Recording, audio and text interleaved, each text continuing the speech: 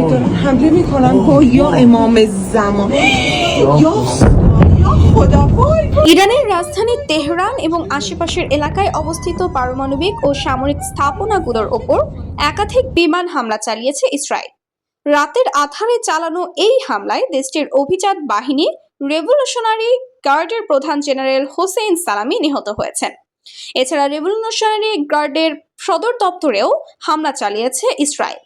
ইরানের রাষ্ট্রীয় মিডিয়ার বরাত দিয়ে শুক্রবার 13 জুন পৃথকভাবে এই তথ্য জানিয়েছে বার্তা সংস্থা রয়টার্স এবং সংবাদ মাধ্যম সিএনএন বলছে, ইরানের ইসলামিক রেভলিউশনারি গার্ড কর্পসের commander in chief general Hossein Salami ইসরায়েলের রাতভর চালানো বিমান হামলায় নিহত হয়েছেন বলে জানিয়েছে একাধিক ইরানি রাষ্ট্রীয় সংবাদ মাধ্যম। শুক্রবার সকালে ইরানের রাষ্ট্রায়ত্ত টেলিভিশন ও সংবাদ সংস্থাগুলো আনুষ্ঠানিকভাবে তার মৃত্যুর খবর নিশ্চিত করে জানায়, রাজধানী তেহরানে আইআরজিসি এর সদর দপ্তরে হামলার সময় তিনি সেখানে উপস্থিত ছিলেন।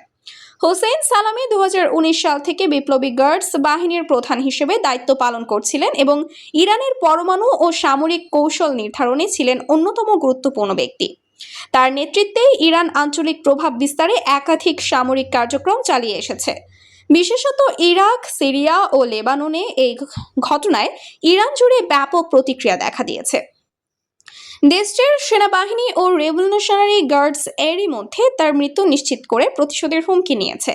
ইরানের ইসলামিক রেভলিউশনারি গার্ডস মূলত একটি সামরিক, রাজনৈতিক ও অর্থনৈতিক শক্তি যা দেশটির ইসলামিক শাসন ব্যবস্থার প্রতি ভেতর ও বাইরে থেকে আসা যে কোনো হুমকিকে প্রতিরোধে কাজ করে।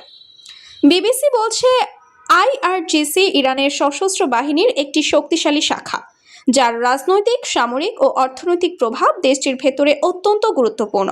গার্ডস বাহিনী বিশেষত ইরানের পরমাণু কর্মসূচি এবং আঞ্চলিক কার্যক্রমে গুরুত্বপূর্ণ ভূমিকা রাখে।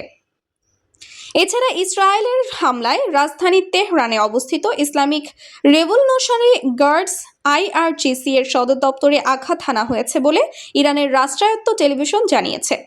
স্থানীয় সংবাদ মাধ্যমগুলোর খবরে বলা হয়েছে, ওই এলাকায় আগুন ও ধোঁয়ার ঘন কুণ্ডলী দেখা গেছে।